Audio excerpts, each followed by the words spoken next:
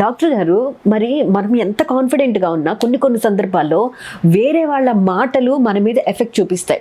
మనం ఎంత ఆలోచించకూడదు అనుకున్నా సరే వాళ్ళ అన్ని మాటలు మన మనసు గుచ్చుకునేలాగా ఉంటాయి. చాలా మందికి ఇవి తెలిసే ఉంటాయి, వాళ్ళు కూడా పడే ఉంటారు. అందరూ పడతారు. అలాంటప్పుడు అంటే కొన్ని సందర్భాల్లో మరీ డీప్ గా వెళ్ళినప్పుడు మన బ్రెయిన్ కూడా వాళ్ళు కంట్రోల్ చేస్తూ ఉంటారు. ఎగ్జాక్ట్లీ. అటువంటిప్పుడు ఎలా దాని నుంచి బయటికి రావాలి? దీని మీద నేను డార్క్ సైకాలజీ అని బుక్ రాశాను. ఆ బుక్ చదివితే మొగుడు కానీ, పెళ్ళం కానీ, బంధువు కానీ, రిలేషన్షిప్లో ఉన్న వాళ్ళు కానీ మ్యానిపులేషన్ ఎలా చేస్తారు, ఆ మ్యానిపులేషన్ నుంచి తట్టుకోవడం. అలాగే ఇంగ్లీష్లో రాశాను, తెలుగులో రాశాను. ఇది ప్రతి ఒక్కరు థ్రెటన్ చేస్తారు, మ్యానిపులేట్ చేస్తారు. నేను చచ్చిపోతే నీకు విలువ తెలుతుందని కోసుకోవాలని ట్రై చేస్తారు.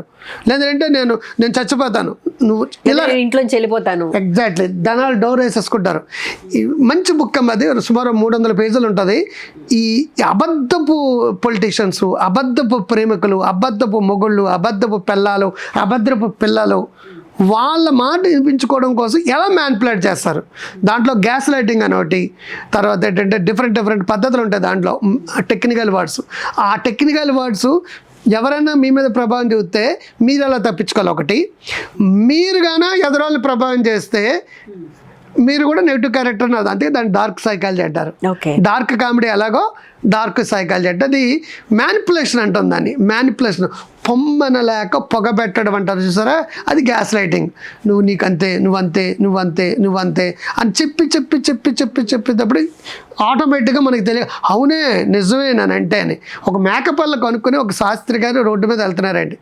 కొంచెం దూరం వెళ్ళక, అదేంటండి పంతులు గారు మీరు తీసుకెళ్ళేది పంది, గొర్రె, కుక్కను తీసుకెళ్తారన్నారట. అబ్బాయి ఇది నా మేక అన్నాడు. కొంచెం దూరం వెళ్ళక ఇంకో గ్రూప్ అన్నారు, మీరు తీసుకెళ్ళేది పందిని తీసుకెళ్తున్నారంటే కుక్కను తీసుకెళ్తున్నారట అన్నారు. కాదన్నాడు. కొన్నిసార్లు అలా అనేటప్పటికి నిజమేనేమో అని చెప్పేసి అది వదిలేసి వెళ్ళిపోయాడు. పూర్వకాలం దీని గ్లోబల్ ప్రచారం అని కూడా ఉంటుంది.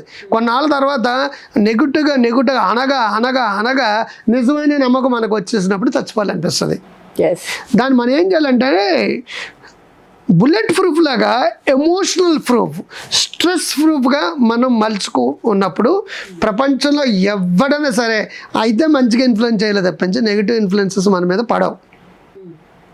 అలా పలకుండా ఉండడం అనేది మేము నేర్పుతాం, ట్రైనింగ్ ఇస్తాం, హిప్నోసిస్లో పంపుతాం, సైకోథెరపీ ఇస్తాం, కౌన్సిలింగ్ ఇస్తాం, సిబిటి ఇస్తాం, ఆర్ఈబిటి ఇస్తాం. అలాంటి స్పందించే గుణం ఉన్న వాళ్ళు ఈరోజు టీచర్ అంది, నీకు మార్కులు తక్కువ వచ్చినాయి, కొంచెం బాగా చదివించండి, అమ్మ నాన్న అంది. నిన్న కాక మొన్న పేపర్లో ఆ ఫ్లోర్ నుంచి పడిపోయి చచ్చిపోయింది. ఆ మాటగా చచ్చిపోలే.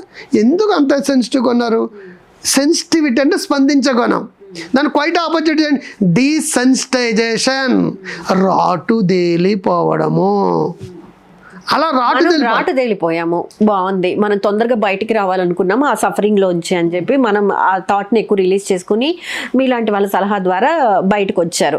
కానీ అవతల ఉన్నవాడు లేకపోతే అవతల ఉన్న ఆమె ఎవరన్నా కానివ్వండి, నేను చచ్చిపోతాను లేకపోతే నేను ఏదో ఒకటి ఎమోషనల్ థ్రెట్ చేస్తున్నారు అనుకోండి, తెలియకుండానే వీళ్ళు కూడా అదే కోవలోకి వెళ్ళిపోయి అలా ఉండబట్టే ఢిల్లీలో ఓ ఫ్యామిలీలో 11 మంది ఒకేసారి సూసైడ్ చేసి చచ్చిపోయారు.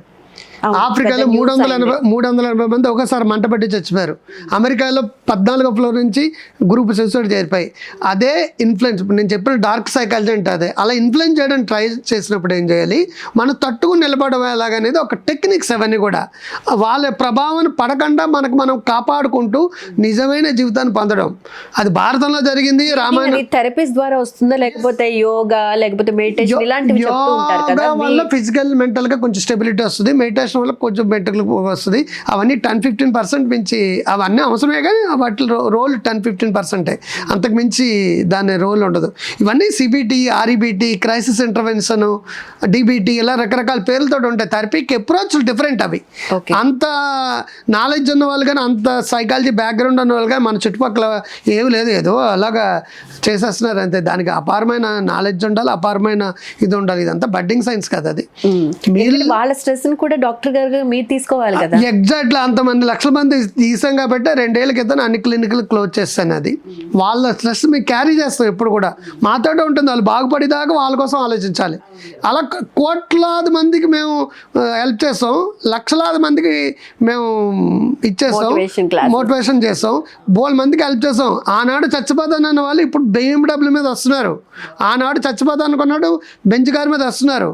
దీనికి నెగిటివ్గా ఆలోచించే వాళ్ళు ఏమనుకుంటారు డాక్టర్ గారు, వాడికి నూకలు ఉన్నాయి కాబట్టి వాడి అదృష్టం బాగుంది కాబట్టి వాడికి అలా జరిగింది, మాకు అలా కాదు కదా అని కూడా అనుకుంటూ ఉంటారేమో. యాక్చువల్గా అనుకునే వాళ్ళు అనుకుంటూనే ఉంటారు. మనం బాగుండాలంటే ఏం చేయాలనేది మాత్రమే మేము చెప్తాం. అలా చేసిన వాళ్ళందరూ బాగుండడానికి లక్షల మంది ఎగ్జాంపుల్స్ ఉన్నారు. సినిమా వాళ్ళు ఉన్నారు. సినిమా ఇండస్ట్రీలో బోల్మంది సూసైడ్ చేసుకోవడానికి రెడీ ఉంటే నేనే కౌన్సిలింగ్ ఇస్తాను. బోల్ మంది తాగుబోతున్నారు. డాక్టర్ గారు ఇప్పుడు చిన్న చిన్న ప్రాబ్లమ్స్ కి ఎక్కువ స్ట్రెస్ ఫీల్ అయిపోతున్నప్పుడు ఇప్పుడు రాజకీయ నాయకులను తీసుకుంటే కనుక వాళ్ళకుండే స్ట్రెస్ ఇంకా నెక్స్ట్ లెవెల్లో ఉంటుంది కదా. వాళ్ళు ఎలా దాన్ని ఓవర్కమ్ చేస్తారు? ఒక విషయం మర్చిపోకండి, చెట్టు కింద ప్లేటర్కి ఎంత ఫీజు వస్తుంది, ఎందుకంటే ఇన్ని ప్రాబ్లమ్స్ సాల్వ్ చేస్తాడు వాడు. ఈ మాత్రం ప్రాబ్లమ్ సాల్వ్ చేసినప్పుడు వాడికి వేలల్లో జీతాలు డబ్బులు వస్తాయి. ఈ ప్రాబ్లమ్ సాల్వ్ చేసినప్పుడు లక్షల్లో వస్తాయి. ఇప్పుడు ఢిల్లీలో ఉన్న సుప్రీంకోర్టు వాళ్ళకి క్రికెటర్ ఎంత తీసుకుంటాడో అంత తీసుకుంటాడండి. ఎంత లెవెల్ ప్రాబ్లంకి మనం వెళ్తున్నామో ఆ లెవెల్ ప్రాబ్లమ్స్ అలా కెపాసిటీ ఆటోమేటిక్గా వచ్చేస్తుంది. అది స్థితపరిచిత కావచ్చు, స్టెబిలిటీ కావచ్చు, రెసిలియన్స్ స్కిల్స్ కావచ్చు. రెసిలియన్స్ అంటే బౌన్స్ బ్యాక్ అని పడ్డా లేవగలగడం అలవాటు అయిపోతుంది. వాళ్ళు మొదట అలాగే ఫీల్ అవుతారు. పొలిటీషియన్స్లో నాకు చాలామంది ఉన్నారు. ఇప్పుడు జిఎంసీ బాలేగా ఉన్నాడు లోక్సభ స్పీకర్గా, అతను నా క్లయింటే. అలా అంటే ఇప్పుడు బతుకున్న వాళ్ళని పేర్లు చెప్పడం మర్యాద కాదు కాబట్టి చెప్పడం లేదు, కానీ చాలామంది పొలిటీషియన్స్ అలాగే భయపడ్డారు, అలాగే బాధపడ్డారు, అలాగే నిద్ర పట్టేది కాదు. తర్వాత మేము కౌన్సిలింగ్స్ ఇచ్చాం, థెరపీస్ ఇచ్చాం. వాళ్ళందరూ బాగుపడ్డమే కాకుండా వాళ్ళు 100 మందికి హెల్ప్ చేసే పొజిషన్కి వచ్చారు. నా క్లయింట్స్లో పొలిటీషియన్స్ ఉన్నారు, సినిమా వాళ్ళు ఉన్నారు, ఇండస్ట్రియలిస్టులు ఉన్నారు. చాలామంది సూసైడ్ చేసి చచ్చిపోదాం అనుకున్న వాళ్ళే. ఇప్పటికి స్టిల్ ఒక హీరోయిన్ యొక్క హస్బెండ్ అయితే ఆదిత్య ఒక 100 రూపాయలు ఇవ్వ తాగుతాను, సంతోషం ఒక 100 రూపాయలు ఇవ్వ తాగుతాను. ఒక సీనియర్ మోస్ట్ హీరోయిన్ యొక్క హస్బెండ్ అండి, విజయవాడ సంబంధించిన ఆయన, హైదరాబాద్లో ఉంటాడు ఆయన. వాళ్ళు మౌడిపల్లెలు ఎక్కడ ఉంటారు, అందరి దగ్గరకు అడుగుతున్నాడు. ఈవిడి తల కొట్టేసుకుని నేను చచ్చిపోతాను అని చెప్పేసి డిప్రెషన్లోకి వెళ్ళిపోయింది. ఇప్పుడు హీరోయిన్గా వేయడం లేదు, ఎందుకంటే ఆవిడ లావ్ అయిపోయింది. బికాస్ ఇంట్లో డిప్రెషన్, మొగుడు తాగుబోతూ, ఇంట్లో డబ్బులు అవగొట్టేస్తున్నాడు, ఇంట్లో డబ్బులు ఇవ్వకపోతే అందరి దగ్గరికి వెళ్ళి తీసుకొట్టున్నాడు. సో ఆల్కహాల్ పేషెంట్ ఒకటి ఇంట్లో ఉంటే చాలు అందరికీ ప్రాబ్లమే. అనుమానించే మొగుడు కానీ పెళ్ళం కానీ ఉంటే అందరికీ ప్రాబ్లమే. అది జబ్బులు. ఒకటి డైరెక్ట్గా ట్రీట్మెంట్ ఇవ్వాలి, రెండోది దొంగచాటుగా ఏ పద్ధతులు ఇవ్వాలో అవి మేము గైడ్ చేస్తాం. ఆ విధంగా వాళ్ళు ఫాలో అయితే సూసైడ్ అనేది ఉండదు.